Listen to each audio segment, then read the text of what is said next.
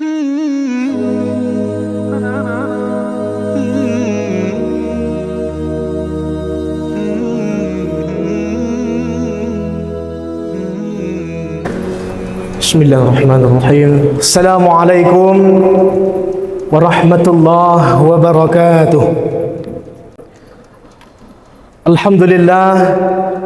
Alhamdulillahilladzi an'amana bini'amihil katsirah wa rahima fina birahmatihil kabirah wa baraka alaina barakatahul mustamirrah. Thumma nusalli wa nusallim lin nabiyil karim Habibina al-Mustafa Nabina Muhammadin sallallahu alaihi wasallam. Qala Allah Ta'ala fil Qur'anil Majid, A'udzu billahi minasy syaithanir rajim. Bismillahirrahmanirrahim. Wa ma kana al-mu'minuna liyanfiru kaffah. Falawla nafara min kulli firqatin minhum ta'ifah liyatafaqahu fid din وَلْيُنْذِرُوا قَوْمَهُمْ إِذَا رَجَعُوا إِلَيْهِمْ لَعَلَّهُمْ يَحْذَرُونَ. Sadaqallahul azim wa sadaqa rasuluhun nabiyul karim. Bapak dan saudara hadirin sidang jamaah zuhur yang dimuliakan Allah Subhanahu wa taala. Pertama, etika sebagai seorang hamba yang terus-menerus diberikan nikmat oleh Allah tentunya adalah meluangkan waktu kita, apakah dalam bentuk tenaga ataupun ucapan, untuk terus bersyukur atas nikmat yang terus Allah berikan kepada kita. Kemudian salawat dan salam spesial kita berikan teruntuk baginda Rasulullah sallallahu alaihi wasallam. Bapak dan saudara sidang jamaah yang dimuliakan Allah, pada kultum zuhur kali ini kita akan berbicara tentang potret Islam di tanah Minangkabau. Bapak dan saudara, seorang ahli psikologi yang sedang menempuh pendidikan strata 3 di Universitas Gadjah Mada melakukan penelitian dengan tajuk mana provinsi yang paling Islam di Indonesia. Kemudian dari Sabang sampai Merauke beliau menanyai 1.000 orang responden dengan pertanyaan yang sama. Manakah menurut Anda provinsi yang paling Islam? Hadirin sidang jamaah, dari 1.000 responden muncullah 3 nama provinsi teratas yang dalam pandangan masyarakat Indonesia di tahun 2023 dianggap sebagai provinsi yang paling Islam. Di urutan pertama ada Provinsi Aceh, atau dahulu kita sebut dengan Provinsi Nanggro Aceh Darussalam. Ini bukan tanpa alasan Bapak dan Ibu. Kenapa Aceh dipandang sebagai provinsi yang paling Islam? Karena jelas alasannya adalah tanah Indonesia yang pertama yang diinjak oleh pedagang Arab ketika menyebarkan agama Islam ke wilayah Ibu Pertiwi ini adalah tanah Aceh. Dan bahkan sampai hari ini pun Aceh masih menerapkan di beberapa wilayahnya yang namanya Mahkamah Syar'iyah, menerapkan aturan Islam secara detail. Ketika ada pencuri dihukumi potong tangan, ketika ada pelaku perbuatan tindakan asusila dihukumi perbuatan cambuk dan lain sebagainya. Maka wajar Aceh dipandang sebagai provinsi yang paling Islam. Kemudian di posisi yang kedua hadirin para jamaah adalah Provinsi Jawa Timur. Lagi-lagi bukan tanpa alasan. Jawa Timur terkenal dengan slogannya negerinya para santri.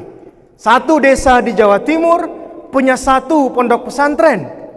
Bahkan satu di antara mantan presiden kita adalah seorang santri yang menempuh pendidikan di daerah Provinsi Jawa Timur.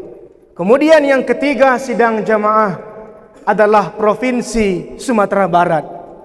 Provinsi tempat kita dilahirkan barangkali, atau provinsi tempat kita dibesarkan, atau provinsi tempat kita mencari sesuap nasi. Hadirin para jamaah, kenapa daerah kita masih dipandang sebagai provinsi yang paling Islam?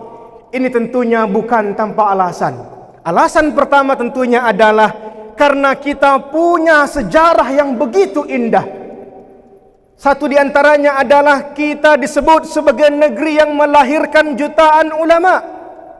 Bahkan salah satu ulama kita adalah guru dari pendiri Nahdlatul Ulama Kiai Haji Hashim Asy'ari dan Kiai Haji Ahmad Dahlan pendiri Muhammadiyah, dua ormas besar Islam di Indonesia saat ini, yang bahkan nama beliau saat ini sedang dipertaruhkan untuk diklaim sebagai pengganti nama salah satu masjid ikonik di Sumatera Barat, Masjid Raya Sumatera Barat, karena beliau adalah Syekh Ahmad Khatib Al-Minangkabawi yang merupakan putra basuh tanah Agam sana, dan beliau menjadi mufti di Makkah selama 25 tahun. Ini sosok yang pertama. Kemudian juga kita mengenal sosok yang sangat inspiratif, yang bahkan Universitas Islam tertua di permukaan bumi ini memberikan gelar doktor secara gratis kepada beliau, adalah seorang putra meninjau, Buya Haji Abdul Malik Karim Amrullah, yang akrab kita sapa dengan Buya Hamka. Namun sidang jamaah yang dimuliakan Allah Subhanahu wa taala, dengan segenap prestasi itu, ketika ditanyakan kepada kita hari ini, bagaimana kualitas Islam di tanah Minangkabau hari ini, maka ada beberapa fakta yang perlu kami kemukakan untuk menjawab pertanyaan ini. Yang pertama adalah di sebuah desa di daerah Pasaman Barat, Provinsi Sumatera Barat, 22 April 2019, ditemukan dalam sebuah pesta perkawinan, dua orang mempelainya adalah dua orang yang berjenis kelamin yang sama. Lanjut daripada itu para jamaah, di tahun yang sama 2019, LSI, Lembaga Survei Indonesia, mengemukakan hasil surveinya bahwa provinsi di Indonesia dengan percepatan pertumbuhan LGBT di tahun itu adalah Provinsi Sumatera Barat. Maka hadirin sidang jamaah yang dimuliakan Allah, artinya fakta yang pertama, LGBT berkembang pesat di tanah Bondokan Doang ini.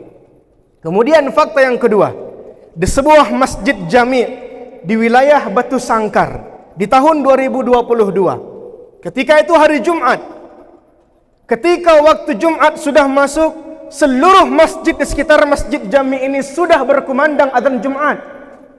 Tapi ada hal yang aneh, masjid jami' ini tidak kunjung berkumandang adzan Jumatnya. Ternyata punya usut para jamaah, khatib yang terjadwal pada hari itu mengalami kecelakaan sehingga tidak sampai datang ke masjid.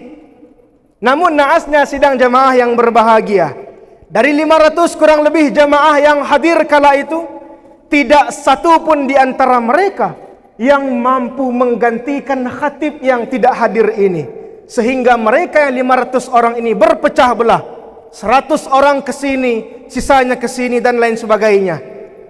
Hadirin sidang jamaah, ketika fakta ini terjadi di tanah Bangka Belitung atau di Pulau Bali di sana, tidak ada masalah. Tapi justru ini terjadi di daerah utamanya Minangkabau, di Luhak Nantuo, yang kita sebut sebagai cikal bakalnya berdirinya Provinsi Sumatera Barat ini. Maka hadirin para jamaah yang dimuliakan Allah, dari beberapa fakta ini bisa kita simpulkan bahwa ada yang salah dengan praktek Islam di Minangkabau hari ini. Islam di Minangkabau hari ini sedang tidak baik-baik saja. Maka dalam hal ini para jamaah yang dimuliakan Allah, kami menganalisa, ternyata ada dua sebab utama kenapa Islam itu mundur di tanah ulayat kita ini. Alasan pertama adalah kita tidak mengamalkan firman Allah dalam Quran surah At-Taubah ayat 122, di mana dalam ayat tersebut Allah ingin sampaikan ketika Nabi membawa seluruh umat Islam, seluruh yang bernyawa ketika itu, untuk ikut peperangan Uhud, untuk membalaskan dendam umat Islam. Tapi Allah larang, dan Allah sampaikan kepada Nabi, wahai Muhammad, sisakan di antara mereka untuk orang-orang yang fokus bertafakuh fid din. Artinya Allah perintahkan Nabi untuk tinggalkan para ulama, jangan ajak mereka berperang. Maka pesan yang ingin disampaikan ayat ini sidang jamaah, anak kemenakan kita atau cucu kita, sisakan satu di antara mereka atau sebagian kecil di antara mereka untuk menjadi ulama. Karena Minangkabau hari ini krisis ulama yang betul-betul bertafakuh fid din. Maka tugas kita adalah sisakan anak kemenakan kita untuk fokus di bidang ilmu agama. Sekolahkan mereka sekolah-sekolah Islam, apakah itu madrasah, sekolah-sekolah Islam lainnya, bahkan pondok pesantren. Kemudian yang terakhir para jamaah yang dimuliakan Allah adalah hilangnya fungsi masjid di tengah-tengah masyarakat Minangkabau. Padahal di masa lampau, satu di antara syarat mendirikan nagari di tanah Minangkabau adalah punya sebuah surau, punya sebuah tempat ibadah. Kenapa? Karena seluruh kehidupan bermasyarakat semuanya bersentral di surau. Apakah itu masjid atau surau-surau di tengah-tengah kaum kita. Sementara hari ini di sebagian besar wilayah kita, masjid, surau, musalla atau langgarkah itu sudah sama seperti tempat wisata yang hanya ramai ketika waktu-waktu tertentu saja. Yang kalau tidak Ramadan tidak penuh masjidnya, yang kalau tidak Idul Fitri tidak penuh jamaahnya. Maka hadirin para jamaah yang dimuliakan Allah, ketika kita punya impian yang sama untuk mengembalikan tuah Islam di ranah Minang ini, maka dua kunci utamanya para jamaah yang dimuliakan Allah adalah yang pertama, kader ulama di tengah-tengah rumah kita. Sisakan anak kemenakan dan cucu kita untuk fokus di bidang ilmu agama. Jangan semuanya hanya untuk mengejar duniawi saja. Dan yang kedua, mari kita ramaikan tempat-tempat ibadah di lingkungan tempat tinggal kita. Semoga bermanfaat. Fa'tabiru ya ulil absar. Wallahu muwafiq ila aqwamit thariq. Assalamualaikum warahmatullahi wabarakatuh.